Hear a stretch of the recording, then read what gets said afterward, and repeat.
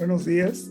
Es un gran gusto tener con nosotros al estimado doctor Julio Labraña en el Seminario Internacional de Sistemas Sociales, Redes y Complejidad. El doctor Labraña es sociólogo por la Universidad de Concepción. Tiene magíster en análisis sistémico aplicado a la sociedad de la Universidad de Chile y tiene doctorado por la Universidad Wittenberg de Alemania. Trabaja actualmente en el programa de doctorado de la Universidad de Tarapacá y colabora con la Universidad Diego Portales y la Universidad de Chile.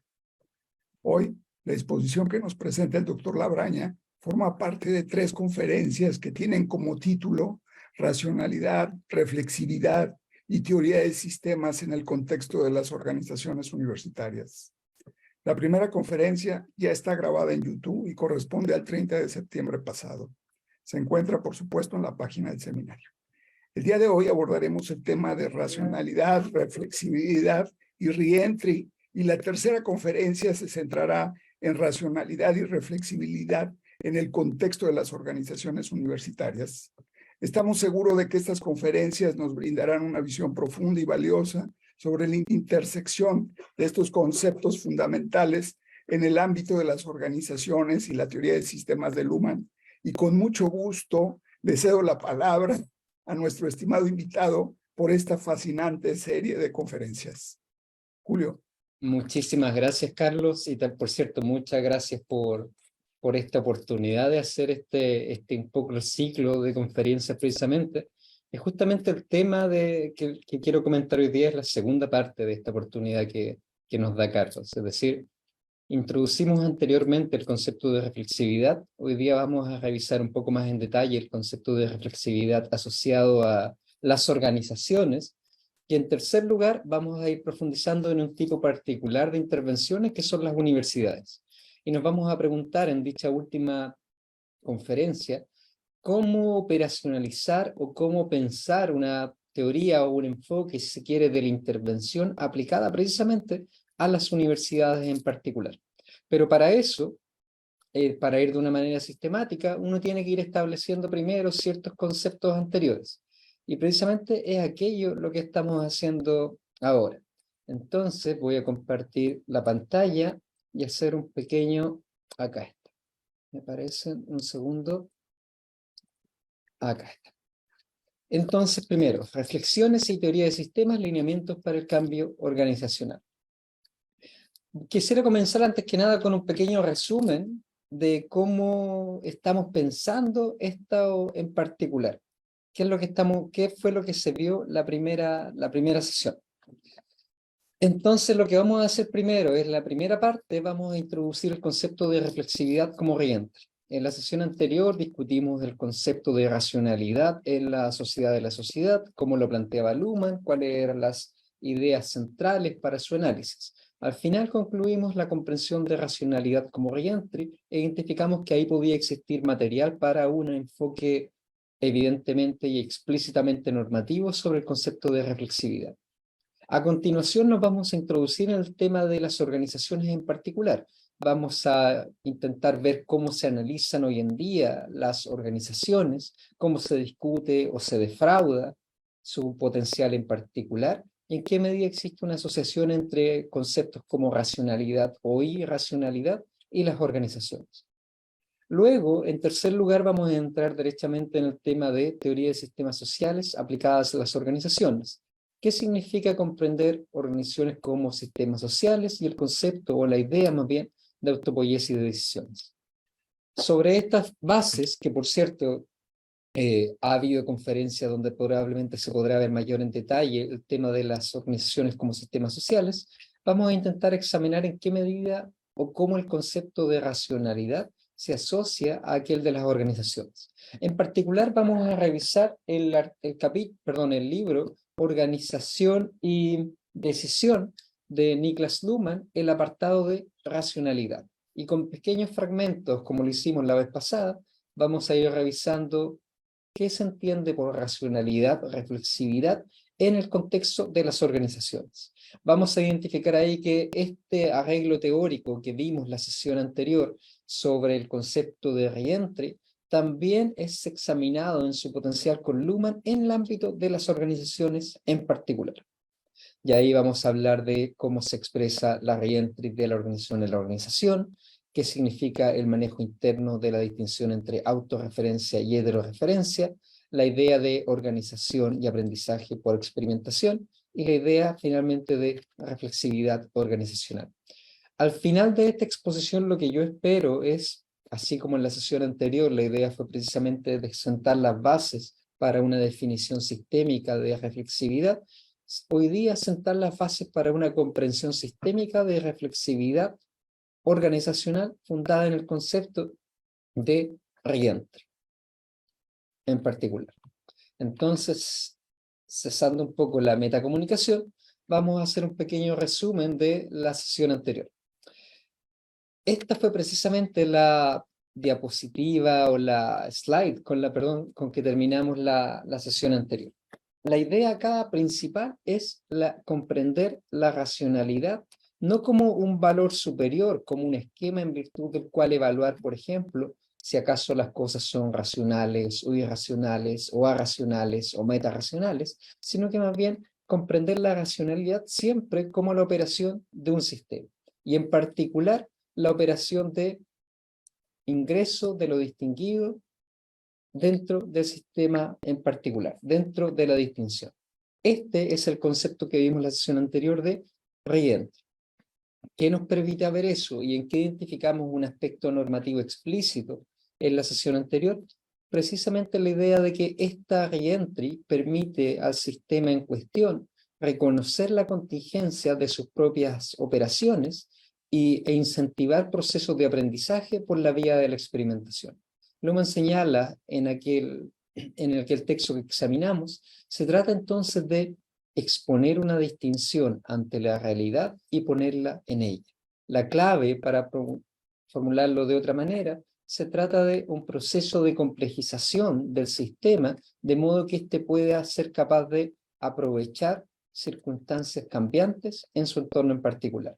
No hablamos entonces de racionalidad como un concepto general, sino que más bien como una complejización del sistema asociada a el regreso de lo excluido por la distinción dentro del sistema.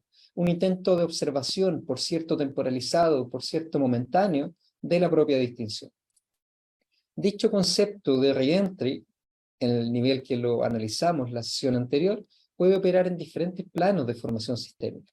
Por cierto, en principio puede ser aplicado a sistemas de conciencia, o seres humanos, como lo hace Archer en particular, pero también tiene relevancia para el examen de los planos de la sociedad, para grupos, para sistemas sociales, etc. Entonces, la clave de la formulación de la racionalidad como reentry, o de la idea de reflexividad como reentry, es un movimiento triple, asociado precisamente a esta reentry. Primero, reconocimiento de la contingencia del propio distinguir. La reentry permite tematizar si aquello que se observa, desnaturalizarlo, identificar cuáles son los fundamentos de aquello que se observa, reconocer que es producto de una observación particular y que como tal tiene puntos ciegos igualmente. En segundo lugar, una apertura cognitiva a la complejidad del mundo, entendido como la unidad de sistema-entorno.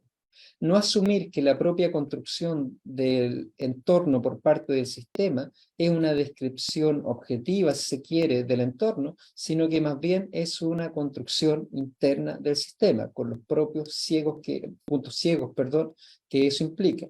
Y finalmente, desde una lógica más normativa, la posibilidad de avanzar hacia una idea de aprendizaje sistémico por la vía de la experimentación. Poner a prueba a través de ejercicios de reentry qué distinciones sirven y cuáles no sirven. Temporalmente, por cierto, pero siempre poniendo a prueba las distinciones en el entorno. Solamente como nota a pie de página y quizás como algo que podemos debatir en otro momento, es que esto va en línea con una idea que plantea Luhmann en distintos ámbitos de su obra, que crecientemente la sociedad contemporánea ya no descansa en formas culturales fundadas, por ejemplo, en patrones objetivos esenciales, sino que en formas temporales. Y que esta dependencia de formas temporales, o como la llama él, esta temporalización de la complejidad, encuentra una manifestación sofisticada precisamente en esta lógica de Rientre. Para quienes estén interesados en esto, quien ha trabajado esto en particular es Dick Becker, que precisamente ha desarrollado toda una línea de investigación en organizaciones y en general asociada al concepto de Rientre. Entonces, tenemos este concepto de Rientre asociado este concepto de reflexividad asociado a la idea de Rientre, la reintroducción de lo excluido dentro del sistema en particular. ¿Cómo podemos aplicar esto en el campo de las organizaciones? Y acá, si uno se pone a examinar las organizaciones o la teoría de las organizaciones y al mismo tiempo las expectativas sobre las organizaciones en general, nos damos cuenta de que, a diferencia de lo que ocurría, por ejemplo, hasta los 50, 60, donde las organizaciones eran entendidas y descritas como el paradigma de la racionalidad, donde todo puede ser sujeto, por decirlo en otro lenguaje, a una racionalidad pragmática, una racionalidad con arreglo a fines, etcétera, etcétera. Hoy en día existe un amplio reconocimiento en la irracionalidad de las organizaciones. A modo de ejemplo, en esta línea tenemos todo el debate sobre organización y burocracia. El mismo término de burocracia hace pensar de inmediato en organizaciones que no funcionan realmente racionalmente, sino que en una lógica de continuidad de sus propias operaciones, terminan actuando irracionalmente. Acá habrá que pensar en el castillo de Kafka o en todas las descripciones que señalan esta irracionalidad no convence realmente, pero tiene una vida propia, como en la imagen que está ahí. A continuación, otra crítica que uno encuentra sobre las organizaciones, como tema central, este abandono de la idea de las organizaciones como paradigma de la racionalidad, es que las organizaciones es donde se pierde valor el mundo de la vida. Son el espacio donde no se manifiesta la espontaneidad. Son los espacios de colonización, si se quiere, donde uno no es uno mismo, sino que es un rol. Acá entra toda una crítica humanista, por ejemplo, sobre el trabajo, sobre las escuelas, sobre las universidades también, etc. Y finalmente, especialmente a partir de las últimas 3 décadas, la crítica de las organizaciones en el marco de la adopción de principios de la nueva gestión pública. Acá el desarrollo principal de las organizaciones es una progresiva cuantificación, es decir, el uso extensivo de indicadores para evaluar su propio actuar. Y acá emerge la crítica de estos indicadores no representan la realidad, no representan la complejidad del mundo, limitan la complejidad de ciertos fenómenos sociales, etc. Fíjense que en este sentido, lo que existe es, socialmente me refiero, a continuación voy a empezar a hablar de los distintos enfoques sobre organizaciones. Lo que existe a nivel social es un reconocimiento de que las organizaciones ya no cumplen con las expectativas de racionalidad que en un momento fueron impuestas o se esperó de ellas. Se les acusa y se reconoce su irracionalidad. Se les acusa que son espacios donde uno no puede ser uno mismo. Y finalmente, en su última variante, se asume que no son capaces de reconocer la complejidad de su objeto de estudio en particular o su objeto de intervención en particular. Este mismo diagnóstico, este mismo estado, lo podemos encontrar en las teorías o en la teoría de la organización. Por ejemplo, existe una amplia evidencia y reconocimiento de la diferencia entre planificación y ejecución en las organizaciones. Acá uno tiene que hacer necesariamente referencia a toda la obra de los institucionalistas primero y de los neoinstitucionalistas después, en la idea de que existe una clara diferencia entre planificación y ejecución, entre lo que se observa como deseable y lo que se realiza efectivamente dentro de las organizaciones. El argumento central acá va a ser que existe un desacople entre los planos discursivos y ejecutivos de las organizaciones, si se quiere.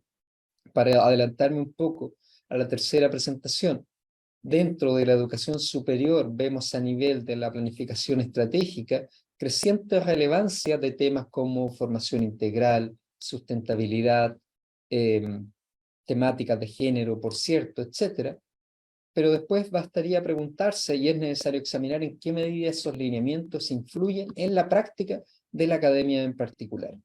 Lo que tenemos acá entonces, desde distintos enfoques teóricos, es el reconocimiento de que la evolución, para formularlo en términos sistémicos ahora, la evolución de la autodescripción de las organizaciones evoluciona por una vía distinta respecto a la operación efectiva de las organizaciones. Por lo tanto, si bien pueden presentarse de manera racional o reflexiva a un nivel general, esto no implica que necesariamente eso refleje las operaciones de las organizaciones.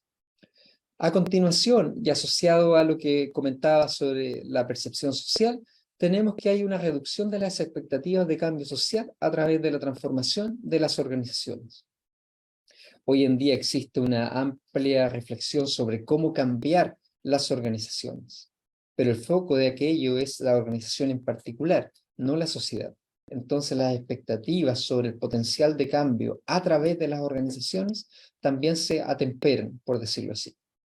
Y luego existen demandas paradójicas sobre las organizaciones con una especial valorización de la dimensión cultural. Si ustedes examinan la literatura sobre, y no digo que sea equivocado, pero quiero considerar esto, es decir, si ustedes examinan la literatura sobre organizaciones, existe un creciente reconocimiento de factores situacionales, contextuales o culturales. ¿Y eso qué quiere decir? Que se asume de que cada organización es única en particular y que cada receta de intervención tiene que seguir cómo es cada organización en particular. Por lo tanto, la teoría, al menos las teorías utilizadas generalmente, en su versión universalista, como las que hablaban de las teorías de la racionalización de la organización o de la organización como institución, etcétera, tienden a perder la relevancia y ser reemplazadas por recetas contextuales aplicadas a cada organización en particular. Entonces, lo que tenemos acá es que las organizaciones han, o más bien las expectativas sobre las organizaciones se han reducido. Y de hecho, hoy en día este tipo de sistemas sociales son criticados explícitamente. Desde la literatura especializada, al mismo tiempo, existe una suerte de deflación, no solamente de las expectativas, sino que también de la capacidad de construir, por ejemplo, una teoría general sobre las organizaciones. ¿Y esto por qué? Porque existe amplia evidencia de estas conductas paradójicas de las organizaciones, de esta diferencia entre planificación y ejecución, esta necesidad de contextualización, etc. Y es acá precisamente donde la teoría de sistemas sociales puede aportar lineamientos relevantes, es decir, es explícitamente una teoría universalista, es una teoría que involucra la organización como objeto de estudio, por cierto, pero lo involucra como un tipo de organización dentro del sistema social en general. Y al mismo tiempo tiene conceptos formulados de manera suficientemente abstracta como para que podamos identificar ciertos fenómenos dentro de las organizaciones, pero también aprender de espacios distintos de las organizaciones. Por ejemplo, y este va a ser el tema, o es el tema de esta exposición, podemos hablar de reentry aplicado al nivel del sistema social, al nivel de las organizaciones, al nivel de grupos, a nivel de interacciones, a nivel de los sistemas parciales y así. En cada uno de los casos la reentry se va a dar de manera particular, pero podemos aplicar ese esquema de observación transversal. Al mismo tiempo, y esto a diferencia de una dinámica que ha ido evolucionando producto de esta contextualización, esta teoría es una teoría de la organización, no es una teoría de la organización educativa o de la organización científica o de la organización política. Existen amplios enfoques de los partidos políticos, teoría de las universidades, por ejemplo, o teoría de las escuelas, etc. Esto nos permite al mismo tiempo posibilidades de aprendizaje. Si consideramos distintos tipos de organizaciones, entonces podemos examinar cómo distintos tipos de organizaciones resuelven estas expectativas paradójicas con las cuales deben lidiar. Entonces, justamente por estos argumentos vamos a intentar examinar cómo el concepto de reflexividad, entendido como reentry, se puede aplicar a este tipo de sistema social en particular, que son las organizaciones. Primero, sin embargo, es necesario entender qué vamos a entender por organizaciones visto desde la teoría de sistemas sociales. Ciertamente no son máquinas racionales, ciertamente tampoco son un entramado de decisiones que consiguen ciertos fines linealmente, y tampoco son, para decirlo más general todavía, máquinas triviales. En su sentido estricto, las organizaciones son sistemas sociales de comunicaciones de decisiones. Dichas comunicaciones de decisiones, en adelante decisiones, estructuran la clausura operativa del sistema. Son sistemas que garantizan su clausura operativa a través de decisiones. Las organizaciones construyen entonces su propia realidad, así como otros sistemas, por cierto, mediante decisiones. Decisiones que son, por lo tanto, siempre necesariamente selectivas, es decir, que establecen marcas de inclusión-exclusión. No todos pueden ser parte de la organización. No todos los temas pueden ser de relevancia de la organización. No todo el entorno, por cierto, es de importancia para la organización. En este sentido, desde la teoría de sistemas sociales, por cierto, una organización puede bien hablar de un entorno objetivo, de algo que existe allá afuera, pero en realidad siempre se trata de un entorno construido internamente, de un entorno decidido internamente. Esto significa de que abandonamos o al menos nos marcamos una distinción entre sistema y entorno. Conceptos como adaptación, en que una organización se adapta linealmente a un entorno, son entonces problematizados desde este enfoque. Y eso implica también abandonar la idea de una adaptación racional al entorno, por ejemplo. No se trata de sistemas teológicos que persigan un fin, por ejemplo, la adaptación o la adaptación, sino que el encadenamiento de operaciones que construyen a través de sus decisiones un entorno particular, un entorno interno, si se quiere. Si bien ese entorno puede describirse como externo, y las organizaciones usualmente hacen aquello, es importante considerar que siempre es un entorno socialmente construido, un entorno organizado, un entorno producto de la autopoiesis de las decisiones de la organización. Como consecuencia de esta caracterización, las organizaciones, o más bien la interpretación de las organizaciones desde este enfoque, no apunta a una mayor racionalidad, no apunta a una mejor adopción en el entorno, ni tampoco a su mejoramiento general. Su foco es la reproducción y mantención de la diferencia frente al entorno a través de decisiones. Este esquema o esta descripción, si se quiere pensar operativa de las organizaciones, nos invita a preguntarnos dónde queda la reflexividad en este escenario. Fíjense que ya en este lineamiento abandonamos la idea de, por ejemplo, entender reflexividad como operar racionalmente. También abandonamos la idea de entender reflexividad como una mejor adaptación frente al entorno. También abandonamos al mismo tiempo la idea de reflexividad como simplemente responder a determinados lineamientos.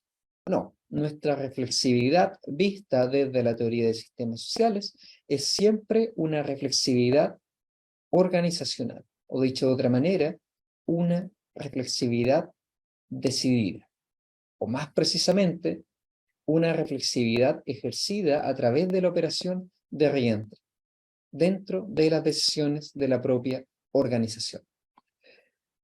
Entonces vamos a entrar ahora en materia, es decir, ¿qué significa este concepto de reentry, de reingreso de la organización dentro de la organización? Como adelanté anteriormente, los fragmentos que presento ahora están sacados del capítulo de racionalidad, de organización y decisión. Fueron seleccionados justamente en función para ir planteando ciertas ideas. Leemos entonces. En el campo de la investigación empírica que se sirve del esquema causal, ya hemos descubierto una figura correspondiente en la pregunta de si la atribución de efectos a causas se puede ver como causa y entonces se puede volver a ingresarla en el esquema causal. Acá Luhmann está discutiendo la idea de reingreso, la idea de reentre, es decir, no solamente operar en base a la interpretación de causas, sino que reconocer que los mismos esquemas causales son siempre una reconstrucción del sistema.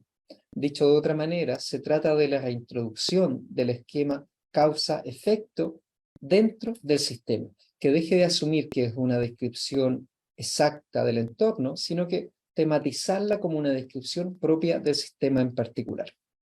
Sigue Luhmann. Esto sería, a primera vista, un procedimiento altamente irritante, pero ciertamente pudiera ser que la matemática pueda ofrecernos al menos algunas ideas respecto a lo que ocurriría si esto sucediese, o cómo debería estar equipado un sistema para poder prestar esa reentry o ese reentry. La misma reflexión entra en juego cuando se concibe el concepto de sistema como concepto empírico y se plantea luego la pregunta de cómo un sistema que opera realmente puede reingresar en el sistema la diferencia entre sistema y entorno que él mismo produce y cuya reproducción se debe a sí mismo. Comentario, donde antes vimos entonces la reentry expresada en la reintroducción del esquema causa-efecto dentro del sistema, de manera que éste no asuma que para determinadas causas existen determinados efectos, sino que exista un reconocimiento de que dicho es un esquema construido dentro del sistema. Lo mismo se puede señalar para la diferencia entre sistema y entorno, es decir, y esto lo adelanté un poco antes, no pensar que el entorno es construido objetivamente dentro del sistema, sino que también considerar que la diferencia sistema-entorno, la diferencia organización-entorno relevante, es una construcción altamente selectiva dentro del sistema. Esa consideración precisamente es el producto del uso de la reentry, en este caso de la distinción sistema-entorno. Continúo. Este es por de pronto un procedimiento completamente habitual. Hemos hecho notar repetidamente que las organizaciones, como otros sistemas sociales, orientan sus propias operaciones por la diferencia entre autorreferencia y heterorreferencia. Esta distinción, auto y heterorreferencia, no es otra cosa que una reentry de la distinción entre sistema y entorno en el sistema. Esa reentry se expresa entonces, comento ahora, a partir de la distinción entre autorreferencia y heterorreferencia, es decir, a través del reconocimiento del carácter construido del esquema que el sistema está empleando en un momento dado. No confundir entonces, sería la recomendación planteada en otro lenguaje, no confundir la descripción con aquello efectivamente descrito. Para decirlo más literariamente, no confundir el mapa con el territorio que el mapa busca describir, sino que, siguiendo con aquello, reintroducir el mapa dentro de la descripción del sistema, de modo que se reconozca que es solamente un mapa y que puede ser cambiado si es que su selectividad no resulta adecuada para ese momento en particular. Continúo entonces. La función de resolver la paradoja propia de esta figura es reconocible en que, al ejecutarla, el sistema se invisibiliza a sí mismo y, en consecuencia, no distingue entre el entorno que él indica y el entorno que está afuera, y puede ser observado por otros observadores. Se llega a una fusión. El reentry oculta, al mismo tiempo, la paradoja que podría ser descubierta si se preguntara si una distinción sigue siendo la misma cuando ingresa en sí misma. Y acá hay una cuestión importante, pero lo comento desde ya, que reentry, este procedimiento de intervención organizacional o de autointervención de las organizaciones, no es una receta que puede ser implementada de manera universal, como recomendación, por cierto, pero no es algo que pueda establecerse de una manera y para siempre. No es solamente una operación, sino que más bien es un modo de operar del sistema en que continuamente pone en cuestión sus propios esquemas en relación con el entorno, de manera de reconocer el carácter, o al menos tematizar el carácter construido de su propia construcción del entorno, y por cierto, también de sí mismo. Es una paradoja en este sentido que no puede ser resuelta, y esto es lo que vamos a ver al final, pero que sí al menos le ofrece al sistema, a los sistemas organizacionales, un problema suficientemente complejo para que continuamente deban lidiar con él de distintas maneras. Perdón, acá está. Entonces, si tenemos este reentry como la comprensión de la distinción entre autorreferencia y heteroreferencia de las organizaciones, ¿qué es lo que implica para el concepto de racionalidad dentro de las organizaciones? Empiezo a leer. Con esto hemos arribado al núcleo del problema. Si la racionalidad ha de formular exigencias a un observador, el problema de la racionalidad del sistema podría consistir en el manejo de la distinción entre autorreferencia y heteroreferencia. No ya en el uso de cierta forma de racionalidad, por ejemplo, conseguir determinados objetivos, o seguir determinados lineamientos, o mejorar la adaptación a un entorno descrito objetivamente.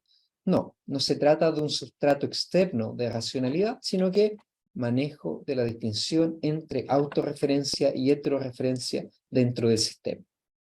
Continúo. Esta distinción se dejaría entonces fácilmente transferir a otra distinción. Al decidir, la operación propia de las organizaciones, por cierto, se trataría de la distinción entre la decisión antes de la decisión y la decisión después de la decisión, vale decir, del problema de los riesgos. O dicho de otra manera, por cierto, cómo se está expresando la distinción entre autorreferencia y heteroreferencia a través del concepto de los riesgos y del reconocimiento del impacto del propio decidir en el problema del riesgo. No en la atribución al entorno, en la lógica de peligro, sino que en el reconocimiento de cómo la organización, a través de decisiones antes del pasado o en el futuro, influye en aquel riesgo en particular. Pero sin embargo, aquel manejo de la diferencia entre autorreferencia y heteroreferencia no es la única manera, no se puede expresar exclusivamente el problema del riesgo, sino que también hay otras formas en que dicho esquema altamente abstracto se puede expresar. Continúo. En las observaciones orientadas por la causalidad, se trataría del problema de tener en cuenta la atribución. Por ejemplo, cuando una organización explica un problema que tiene en función del entorno, por ejemplo, de que algo ocurre en el entorno, por decir cualquier cosa, cambio en las políticas públicas. Reflexividad en este contexto implicaría tematizar de que quizás, más bien de que aquella es una descripción, pero que es una descripción del sistema en particular. Es una causalidad inventada, y con esto no quiero decir inventada como ficción, sino que creada dentro del sistema a través de decisiones, y que por cierto puede ser correcto o puede ser relevante, pero que valdría la pena reconocer su carácter altamente selectivo. Es decir, que al mismo tiempo que incluye, necesariamente excluye, y esto en los dos lados de la causalidad. Deja de considerar ciertas causas y deja de considerar ciertos efectos. Luego, podemos hacer este ejercicio de autorreferencia y heteroreferencia también en el mismo observar. Continúo. En el mismo observar se trataría del observar de segundo orden, del observar de observadores. Es decir, una organización que es capaz de no solamente observar un entorno, sino que observarse a sí misma observando el entorno y reconocer de esta manera el carácter selectivo de su propia construcción. O, por ejemplo, una organización que es capaz de autoobservar las distinciones a través de las cuales se describe y evaluar si es que acaso dichas descripciones son pertinentes o no para el estado de desarrollo de la organización. Por ejemplo, puede autoobservar su cultura en ese sentido y examinar si aquella cultura es coherente con las expectativas que la organización impone sobre sí misma. Continúo. Y siempre se debería tener presente que el único sustrato de racionalidad es la operación actual, solo momentánea, que debe actualizar mediante recursividades las exigencias a sí misma. ¿Por qué es tan importante esto? Porque, como les dije antes, no se trata de un sustrato de racionalidad, de una operación que nos permita ver todo, cuando las organizaciones hacen este ejercicio, cuando tematizan su propio rol, por decirlo así, en el riesgo, en la construcción de identidad o en el establecimiento de causas y efectos, no es que lleguen necesariamente a mejores causas y efectos, o a una descripción más adecuada o más correcta de cuáles son realmente las causas, cuáles son los verdaderos efectos, o cuál es la verdadera identidad, o cuál es el efectivo riesgo que existe. No se llega a un conocimiento absoluto, a un conocimiento más sintético en este sentido, sino que se establecen las condiciones para el reconocimiento del carácter selectivo de la distinción que se está empleando en ese momento en particular. Y eso implica que también se requiere hacer ese ejercicio de reflexividad permanentemente, no de manera continua, o más bien no absolutamente de manera permanente, porque una organización no podría operar si es que continuamente se pone en cuestión a sí misma. Tiene que asumir cierta identidad en cierto momento, pero sí al menos establecer ciertos espacios, ciertos momentos, ciertos contextos para poner en cuestión las distinciones que de otra manera daría por naturalizadas. Este es el sentido precisamente de aquello con que termina este fragmento. No se trata de un sustrato de racionalidad, se trata de una operación, como toda operación, en el momento, momentánea, que debe actualizarse continuamente de manera recursiva las exigencias a sí mismas. ¿Dónde queda el concepto entonces de experimentación que habíamos visto en la primera sesión asociado al concepto de, o más bien asociado a la idea de reflexividad? Leo. Pese a todo, este concepto de racionalidad del reentry descubierto puede ser útil precisamente porque hace prestar atención a una paradoja. La distinción que ingresa en sí misma, en este caso sistema-entorno, pero también puede ser entre causa y efecto, o entre riesgo y peligro, o entre identidad y diferencia, etc. La distinción que ingresa en sí misma es la misma y no lo es. ¿Qué significa esto? A continuación, la realidad, entre comillas, siempre está dada como realidad designada solamente, siempre es una realidad construida dentro del sistema. Vale decir, solo está dada en virtud de observaciones referenciales, pero no es pura referencia, no es pura construcción interna. Hay un entorno, y hay un entorno irritante allá afuera. Continúo. Esto al menos indica que el sistema puede generalizar cautelosamente su conciencia proyectiva, normalizar su autopsiquiatrización y así llegar a ser, en estricto sentido, autocrítico sin sacar los pies de la realidad. Le puede ser útil caminar tanteando cuidadosamente sin tener la ilusión de que se pueda llegar al lugar correcto, al telos natural del movimiento. ¿Qué significa esto? Esta operación de autorreferencia, heteroreferencia, de reintroducción, de la distinción entre auto, heteroreferencia, identidad, diferencia, sistema, entorno dentro de la organización, no implica que el entorno deje, de ser relevante. No indica que el entorno sea pura construcción del sistema de manera independiente del entorno.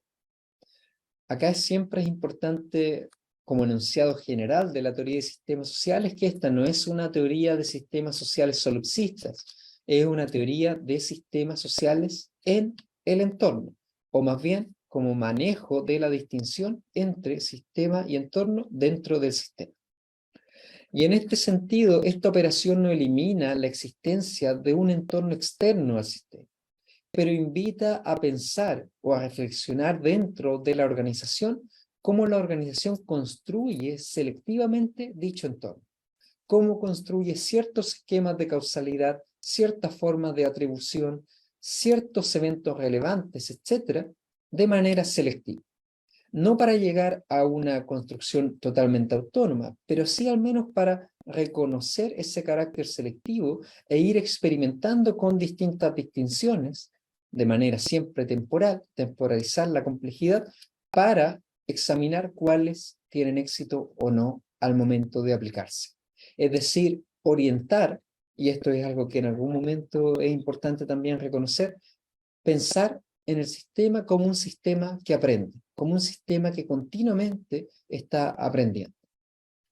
Por eso la metáfora señalada al final y el cuadro que le acompaña, a los sistemas organizacionales que optan por esta lógica de reentry, de reflexividad, les puede ser útil caminar, van a seguir operando, pero tanteando cuidadosamente ahora, sin tener la ilusión, y acá parafraseo un poco lo que ahí se señala, sin tener la ilusión de que están describiendo las cosas como objetivamente son allá afuera, sin tener la ilusión, leo ahora, de que puedan llegar al lugar correcto a través de un camino preestablecido, sino que más bien reconociendo que el camino es una construcción interna del sistema e ir experimentando en qué medida dichas construcciones internas del sistema son pertinentes o no son pertinentes, son adecuadas o no son adecuadas, y tener una disposición precisa al cambio para examinar, para hacer referencia a la primera sesión, cuando las distinciones que pongo a prueba en el entorno ya no son relevantes. Cambiar.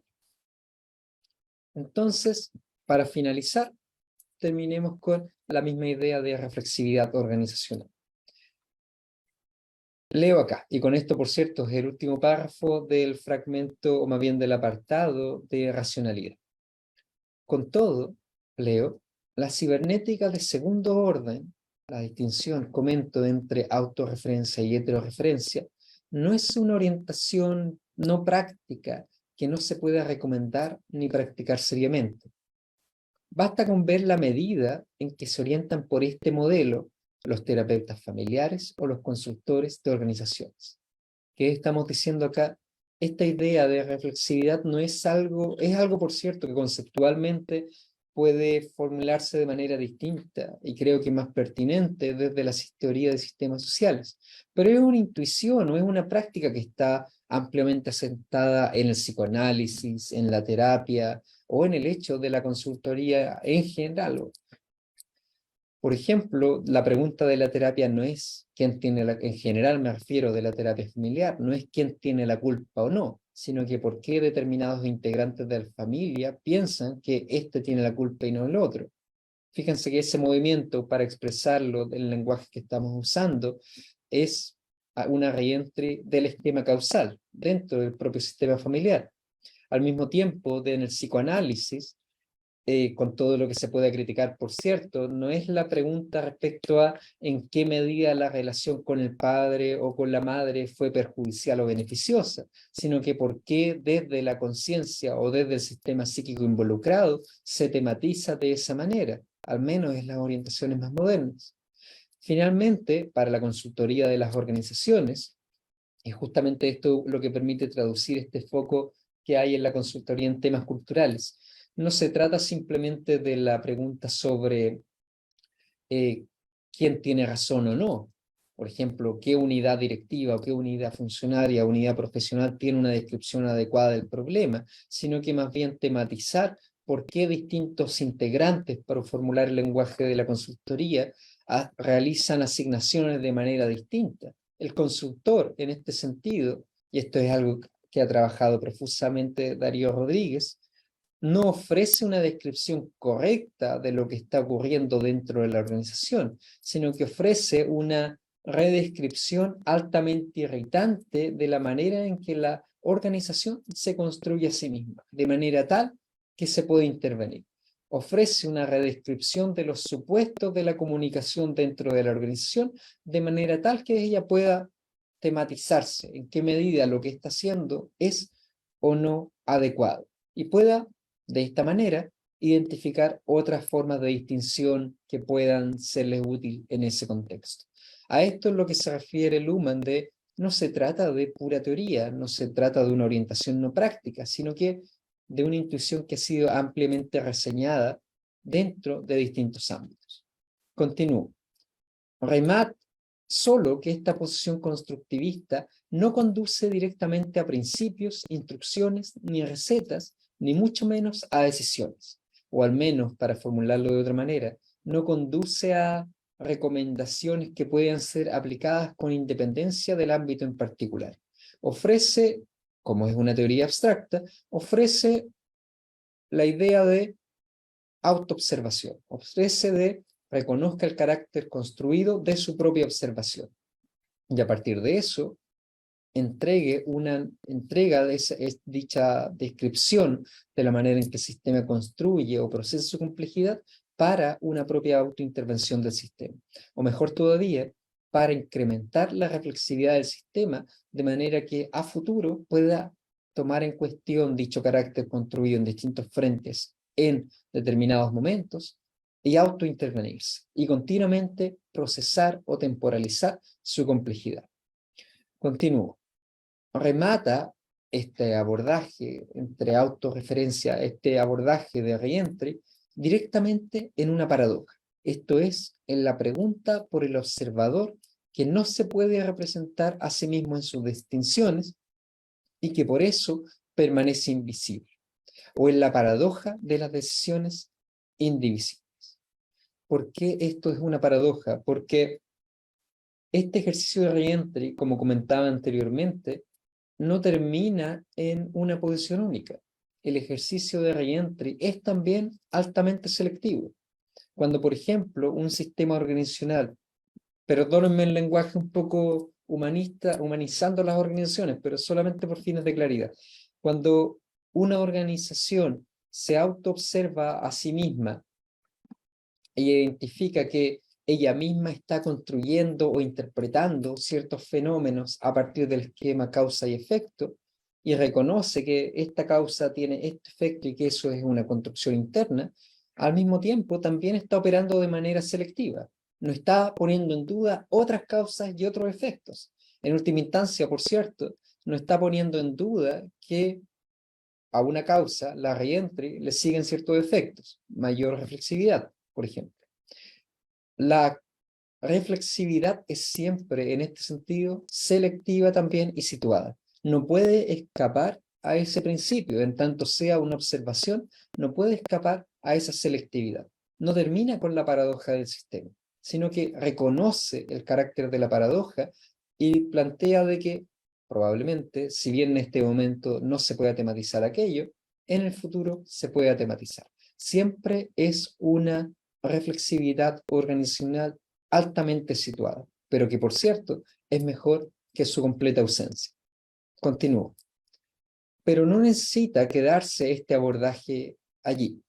La antigua sabiduría de la argumentación retórica paradojal enseña que esta forma sirve para plantear la pregunta de si es posible apartarse de las distinciones e indicaciones convencionales e imaginar otras formas de disolución de la paradoja. Otras formas, por decirlo de otra manera, de resolver el problema con que las organizaciones deben lidiar. Otras formas de crear causalidad, otras formas de crear reflexividad, otras formas de establecer la identidad del sistema en diferencia del entorno, otras formas de construir internamente el riesgo, y así. Continúo.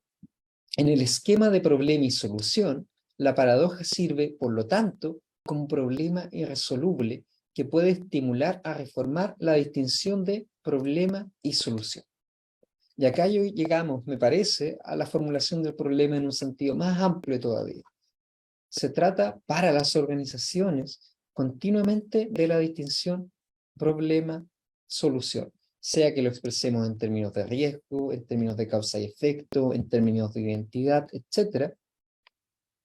Esa distinción problema y solución es la que nos invita a pensar cómo el sistema maneja esa distinción y nos permite, o más bien permite desde una lógica de consultoría y reflexividad organizacional, avanzar precisamente en preguntarnos, ¿por qué se está resolviendo este problema por qué se está resolviendo este problema de esta manera en particular? Y abrir el espacio de que dicho problema está construido selectivamente y que debe reconocerse como construido selectivamente y que también ello ocurre desde el lado de la solución.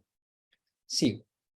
Evidentemente, esto no puede suceder de manera racional, debido a que debe aceptar la significación fundamental de la paradoja. La paradoja no se elimina a través de racionalidad acá. Sigo, pero tal vez sí de manera inteligente, que se sabe arreglar con las condiciones existentes. Y esto es un concepto central, es decir, no hablamos de racionalidad, hablamos de inteligencia. Y por cierto, no hablamos de inteligencia simplemente como resolución de un problema en particular, sino que inteligencia como capacidad de reconocimiento de la distinción dentro del sistema. O para el caso de los sistemas organizacionales, reconocimiento de la funcionalidad de la distinción entre problema y solución dentro del sistema organizacional y la capacidad de procesar dicho carácter selectivo. Porque el cuadro que está al lado, y con esto sí termino, es precisamente las organizaciones, y esto es algo que sorprendentemente uno puede encontrar todavía en la teoría o en los estudios de las organizaciones, no son máquinas triviales. Una máquina trivial responde a un input siempre con un output determinado. Y cuando no lo hace, asumimos que las máquinas triviales no funcionan correctamente. El ejemplo clásico de una máquina trivial es una calculadora.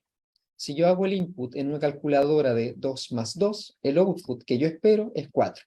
Si la calculadora repentinamente me señala 3 o 5, es que la calculadora está mala, es que la máquina trivial está descompuesta. Las organizaciones, y esto también aplica para los seres humanos, no son máquinas triviales.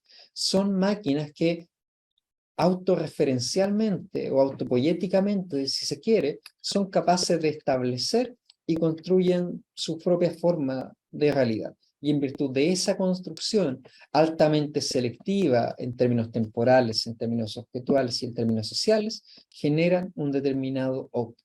Lo que hace este concepto en particular de reflexividad organizacional, o más bien el principio desde el cual parte, es que las organizaciones no son máquinas triviales. Y por lo tanto, antes que preguntarnos por causas objetivas, responsables particulares, adecuación o racionalidad en general, tenemos que preguntarnos cómo la organización maneja internamente su reflexividad, en qué medida es capaz de reconocer el carácter selectivo de sus propias operaciones. O para decirlo de una manera más práctica, para invitar ya o dejar los lineamientos sentados para la tercera sesión, ¿en qué medida tiene espacios acotados, por cierto, de reflexividad organizacional, donde pueda preguntarse por, o más bien donde a partir del reconocimiento del carácter selectivo de su propia construcción de realidad, pueda imaginarse o poner a prueba otras distinciones? ¿O en qué medida tiene espacio donde pueda innovar en particular?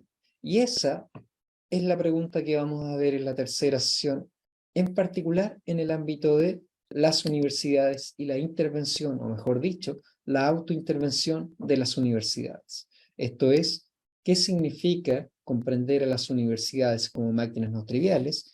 Y en particular, ¿qué significa la reflexividad para las universidades y cómo podemos avanzar hacia universidades más reflexivas?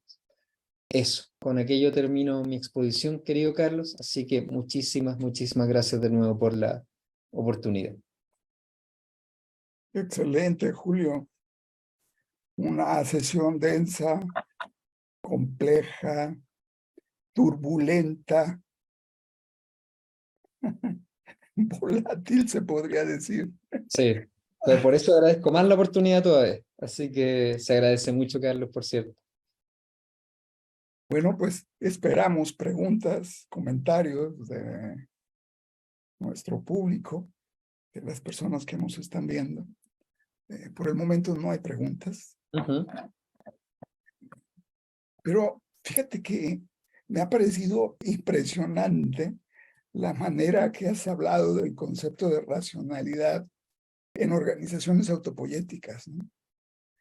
Es decir, que no son precisamente o no están basadas precisamente en racionalidad, ¿no? Claro. Por la crítica que el mismo Luhmann se da al principio de ese capítulo.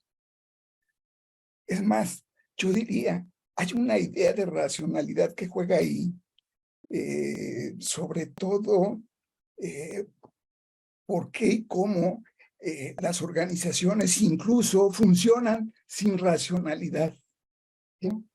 Es decir, esto me parece una muy interesante propuesta, es decir, cómo funcionan incluso sin este criterio considerado por tanto tiempo básico en una organización, el criterio racional, ¿no?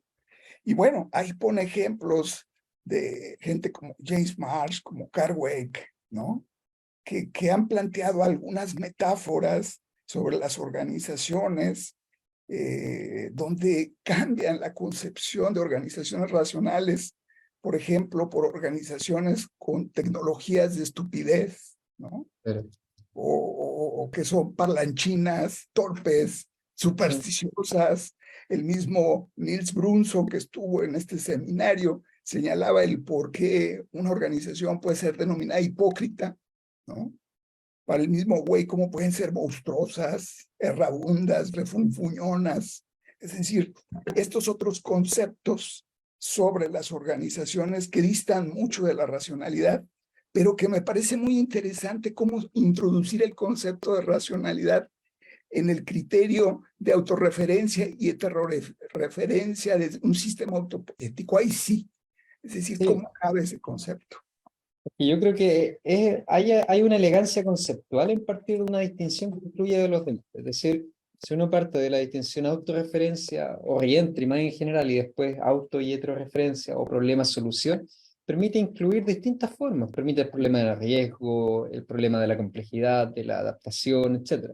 Entonces, es cierto, estaba viendo el libro y efectivamente se les llama a la organización hoy en día, tienen que ser hipócritas, monstruosas, octopoides, enredadas, tienen que producir basura a propósito, etc. Y yo creo que son descripciones correctas, ¿no? Es decir, desde la consultoría se reconoce el carácter complejo de las organizaciones, haciéndole que no sean más racionales, sino ese tipo de exigencias. Pero creo que desde un nivel conceptual, cuando se plantean las cosas así, se abandona el desarrollo de la teoría al final. Por ejemplo, les exigimos a las organizaciones que sean paradójicas. Y yo creo que eso es correcto, es decir, o que sean hipócritas, como lo plantean. Ambiguas. Ambiguas. Y yo creo que es correcto si las organizaciones en general, como señalaba al principio, tienen esta contradicción entre discurso y realidad, que reconozcan aquello. Pero aquello, me parece, no conduce realmente a una, o no se enlaza con una teoría de la organización, sino que es más bien una, ¿cómo decirlo? Algo correcto, pero que no tiene sistematicidad suficiente en particular. Y yo creo que es como un alegato que se plantea, dado que no funcionó la irracionalidad, entonces vamos a ir por la irracionalidad. Exacto. Y entonces, conceptualmente, es estar todavía en la lógica de la forma de racional o irracional.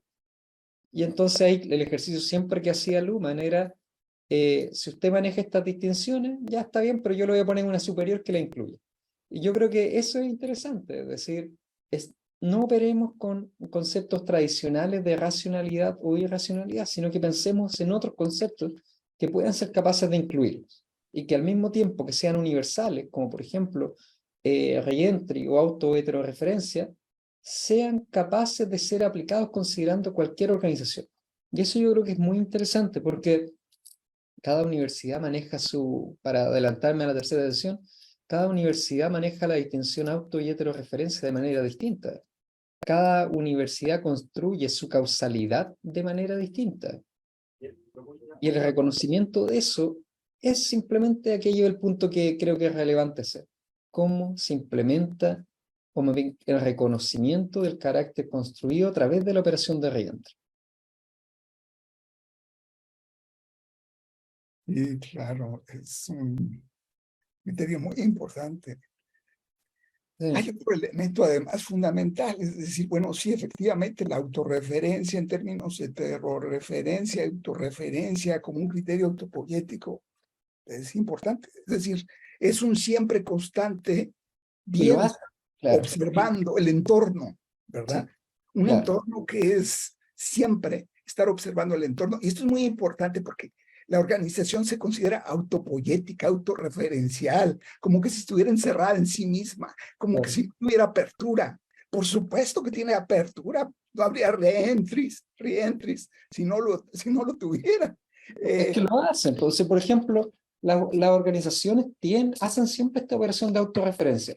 Desde el momento en que hoy en día la mayoría de las organizaciones tiene una misión, una visión y un propósito estratégico. Eso es un ejercicio de reentry en sentido estricto, es decir, observo el entorno pero construyo algo interno. Y sé que es selectivo, pero este es mi ethos. Lo único que estamos planteando acá es que reconozca que esto también es selectivo y aplique aquello en aquellos ámbitos donde en general no lo hace. En general las organizaciones dicen, pasó esto afuera, así que voy a reaccionar de esta manera adentro. Y si uno eleva aquello, lo que está haciendo ahí es un esquema causal, causa-efecto. La invitación de la reentry es, dado que las organizaciones operan autopoyéticamente y siempre procesan auto y heterorreferencia, reconozca también de que cuando atribuye causas es también un ejercicio de auto y heterorreferencia. No es nada más que eso, y por cierto, y esto es algo que vamos a ver en la tercera, pero la reflexividad no puede ser constante. Tiene que ser situada en ciertos contextos en particular. No podemos, como seres humanos, reflexionar siempre, sino que continuamente tenemos que, o más bien en nuestra vida cotidiana, algunas cosas las ponemos en cuestión y después nos desempeñamos en nuestro mundo de la vida usual. Es decir, la reflexividad siempre es en ciertos momentos, porque si no la organización entraría en una dinámica de continuamente ponerse en cuestión a sí misma, sus fundamentos, sus explicaciones y sus construcciones de realidad, y terminaría siendo pura autorreferencia. Que ahí es muy importante esta precisión entre problema y solución. Parecería ser que cuando la solución se convierte en problema de la organización, por supuesto, es un buen momento para pensar en el reentry y Claro, en la posibilidad de cambio. Es decir, ese es al menos uno de los factores que son importantes. Cuando se presenta el hecho de que nuestras antiguas soluciones eran magníficas y resolvían cientos de problemas y dejan de hacerlo. claro. Ya esas soluciones se han convertido en problemas y entonces sí habría que pensar en este proceso de autopoiesis, de decidir decisiones, ¿no? A través de reflexividad, cómo Claro. decidir decisiones. Sí, precisamente, es que yo creo que lo lindo de esto es que auto y heterorreferencia incluye otras distinciones con que el sistema puede experimentar. Por ejemplo, puede interrogarse sobre problema-solución, es decir, puede interrogarse, por decir algo, ¿es realmente la solución a este problema que he venido continuamente implementando la mejor solución para este problema? O por el otro lado, puede interrogarse, ¿es realmente este el problema con el que debo lidiar? O puede preguntarse a partir de la distinción, y ojo, todo esto son un poquito de nivel más bajo entre autorreferencia y heterorreferencia, es decir, puede preguntarse, voy a distinguir entre riesgo y peligro. Y acá la clásica distinción es lo que es controlable o no controlable. ¿En qué medida este peligro realmente es un peligro y no puede ser tratado como riesgo, por ejemplo? Y esa es una operación que las organizaciones hacen. Por ejemplo, imagínate que una organización tiene que lidiar y hay un cambio en el financiamiento. Si una organización lo trata como peligro, significa que va a decir, me tengo que adaptar solamente. Pero si lo trata como riesgo, va a intentar influir en esas decisiones de financiamiento. Entonces, ¿cómo cambia la manera en que ella misma se observa en relación a esto o utiliza un esquema? Puede cambiar al mismo tiempo cómo se relaciona con el entorno en particular. Lo mismo con la distinción sistema-entorno. Una organización se pregunta en qué medida, o identidad diferencia mejor, en qué medida su propia identidad es adecuada o no. Y la pone en cuestión. Y quizás pueda llegar a la confirmación de la misma identidad. Y está bien, pero al menos pone en cuestión en qué medida es pertinente o no es pertinente. Precisamente por aquello uno podría pensar entre auto y heterorreferencia, que siempre son construcciones del sistema, y luego ir examinando o poniendo a disposición de las organizaciones desde una lógica de consultoría, cuáles son las distinciones que necesita poner en cuestión. Necesita poner en cuestión causa-efecto, identidad-diferencia, cuestiones de responsabilidad interna-externa, qué es lo que realmente requiere esta organización en particular. Eso creo que es como el potencial más empírico de este estudio. Fíjate que sobre racionalidad, reflexividad, autopoiesis, siempre hay esta pregunta que es constante sobre quién. ¿Quién realiza la racionalidad? ¿Quién realiza la reflexividad? ¿Quién hace el cambio? Y eso es muy interesante porque siempre está el criterio pues la cúspide estratégica directiva por una cuestión de jerarquías, que es la que realiza el cambio, modifica las cosas, o los roles preponderantes de la organización, o un sujeto brillante capaz de tomar decisiones inteligentes. Siempre hay este criterio, digamos, un tanto cuanto basado en referencias humanas, en referencias de personas, de sujetos específicos, ¿no? Claro. Ese es un punto muy interesante sobre quién se encarga de estas cosas. Es que ahí yo creo que lo que uno podría decir como de consultoría es ofrecerle una redescripción. Es decir, pensemos que estamos en una organización y nos damos cuenta que la organización explica todos sus problemas porque la gente que trabaja en ella es mala y explica todos sus éxitos porque tiene un líder demasiado competente, por decir cualquier cosa. Eso también es una información relevante, es decir, nosotros en ese caso podríamos señalar a la organización, quizás ese esquema de atribución que usted está empleando no es del todo adecuado para lo que usted quiera hacer. No le decimos que es bueno o es malo, o que realmente la gente que trabaja es excelente y el líder no es tan bueno, sino que decimos, usted está siendo selectivo y está utilizando un esquema de atribución muy particular, que no utilizan todas las organizaciones. Asume que las jerarquías son buenas y quienes están en la base son malos. Y darle, y que reconozca la organización o la gente que debe liderar aquel cambio en particular, que reconozca ese carácter selectivo y emplee otras distinciones que pueden ser más relevantes y que pueden ser en ese caso más importantes desde una lógica también de participación, es decir, ese esquema que describí en particular puede generar un entorno laboral bastante tóxico precisamente, y de desánimo, desilusión, etc. Tenemos una pregunta de Andrés Amat Cáceres. Dice, acá en Chile hay algunos académicos que celebran a universidades como la Universidad de los Andes por el hecho de la gran biblioteca que poseen y también el hecho de que estos alumnos leen mucho. El punto es que en esta universidad existe censura de muchos libros. Por lo mismo, estos alumnos son catalogados como brillantes y de manejar un conocimiento que los separa de los demás alumnos de las universidades chilenas. Ese culto al tecnicismo y al academicismo ciego debiese ser superado por los propios alumnos de todas las universidades. Celebro este espacio y la conferencia de hoy también. Andrés Amat Casares. Muchas gracias, Andrés. Ese es un tema muy interesante y me voy a adelantar un poco respecto a la siguiente edición, pero las universidades en particular como organizaciones, uno de los principales cambios que han sufrido es el extensivo uso de indicadores, presiones externas para el uso de indicadores. Lo que no se considera adecuadamente es que los indicadores siempre son selectivos. Es decir, podemos hablar de conceptos generales como calidad, pero un indicador de calidad necesariamente incluye ciertas cosas y excluye otras. Entonces, por ejemplo, si en el ámbito de la evaluación de la calidad de las universidades se considera solamente número de libros, y esto se confunde con calidad en términos académicos, se omiten otras cosas como las que usted mencionaba, por ejemplo, cuestiones relacionadas con la censura o la integralidad académica, etc. Una de las tesis que vamos a ver en la siguiente edición es precisamente que es una invitación a reconocer el carácter selectivo de los indicadores internos y externos empleados por las universidades.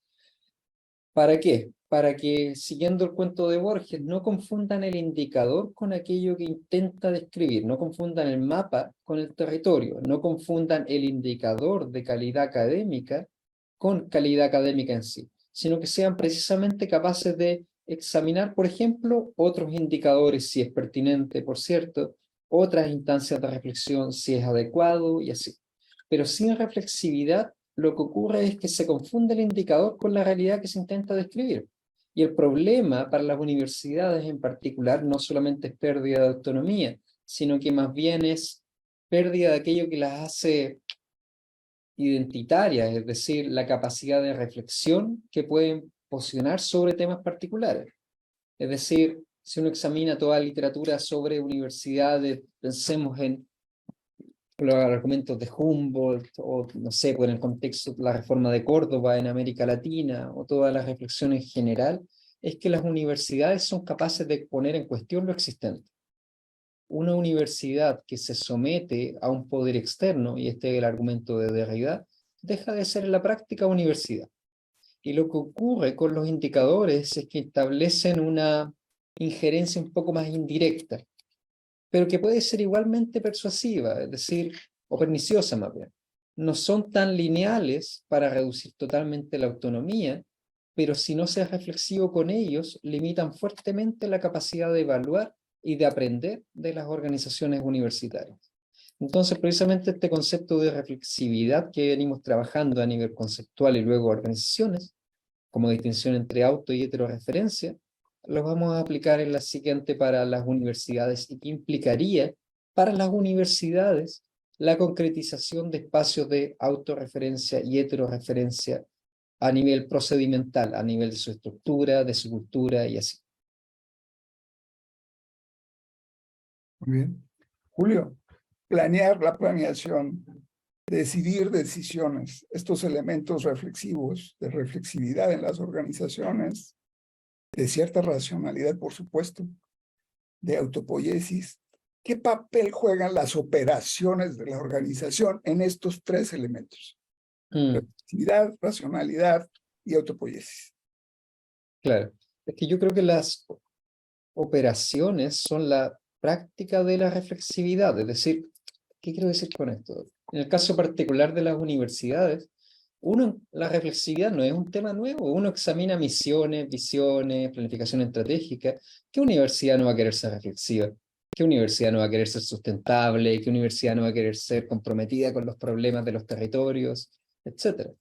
¿Cuál es ¿Y qué significa esto? De que a nivel de la semántica o a nivel de la autodescripción, pareciese que no hay problemas en términos de reflexividad.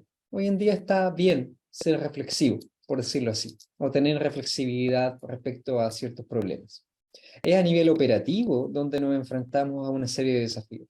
Y es justamente la reflexividad, como la estamos pensando ahora, no es un marco para análisis de la semántica de la reflexividad, sino que es una propuesta para la promoción de operaciones de reflexividad a través del establecimiento de las condiciones organizacionales que puedan asegurar o más bien que puedan facilitar su cumplimiento.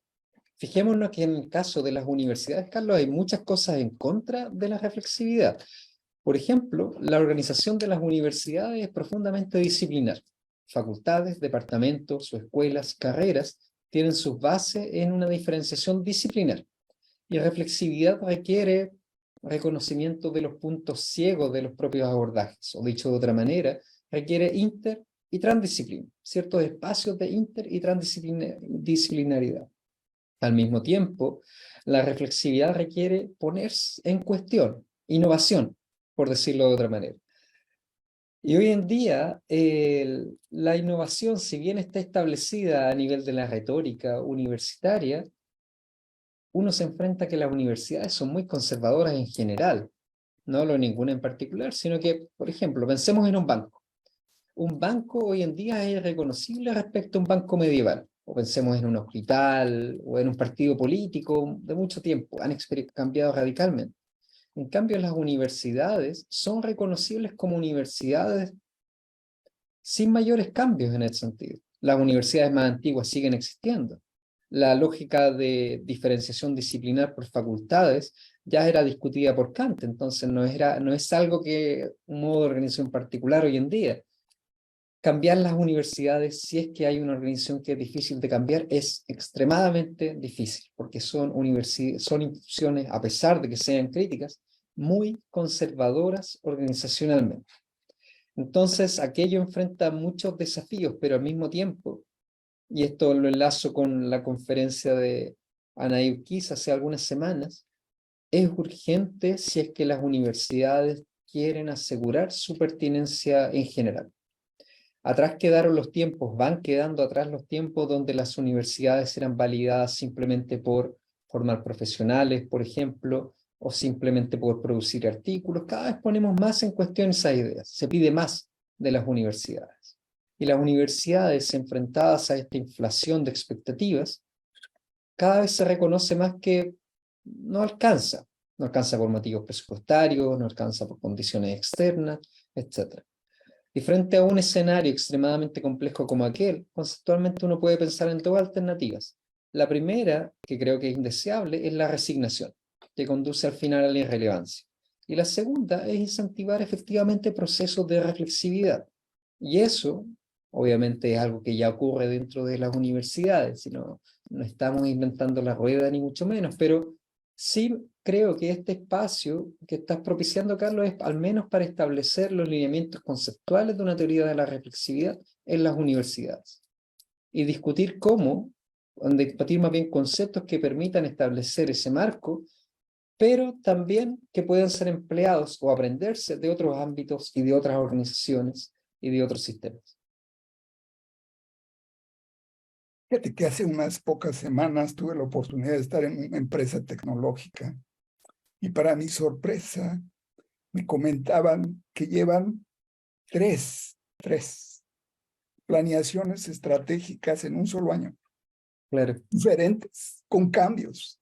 Es decir, tú dices, caray, o sea, estás acostumbrado a las planeaciones anuales o trianuales o incluso a veces mucho más, ¿no? Cada 6 años o cada 10 años, vaya.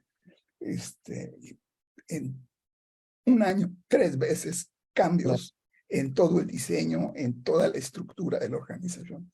Impresionante. O sea, Claro, pero ¿por qué pasa eso? Yo creo que es porque las organizaciones en general no tienen, ya no hay una receta y reconocen que no existe una receta.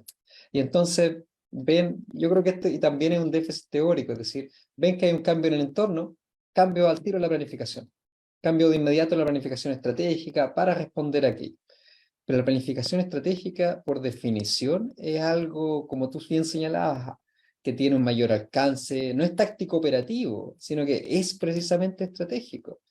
Entonces, esta deflación en los términos también conduce a que, por ejemplo, y este es un ejemplo que da Luhmann, una organización también puede sobreadaptarse a su entorno. Y eso puede ser perjudicial para la organización. Y eso es lo que puede ocurrir en aquella organización que señalas en particular. Es decir, cuando una organización se sobreadapta a lo que percibe como cambios en el entorno, finalmente puede terminar estando extremadamente adaptada para ese entorno y después cambia algo en el entorno y entonces la organización deja de ser eficaz. La sobreadaptación y la subadaptación son igualmente un problema para las organizaciones. Y eso es algo que se puede reconocer solamente cuando se toma en cuenta este carácter selectivo de la construcción de la organización respecto de su entorno. Porque si no, se confunde lo que la organización hace, o más bien lo que la organización interpreta y construye, con la realidad objetivamente dada. Simplemente que sea capaz de reconocer su continuo procesamiento de la distinción entre autorreferencia y heterorreferencia. bien. Bueno, pues con estas densas, complejas y turbulentas observaciones, el Seminario Internacional de Sistemas Sociales, Redes y Complejidad agradece a nuestro estimado doctor Julio Labraña por su brillante conferencia, Racionalidad, Reflexividad y Teoría de Sistemas en el contexto de las organizaciones universitarias. Julio, muchas gracias. Muchísimas gracias, Carlos, por el espacio, por cierto. Se valora muchísimo.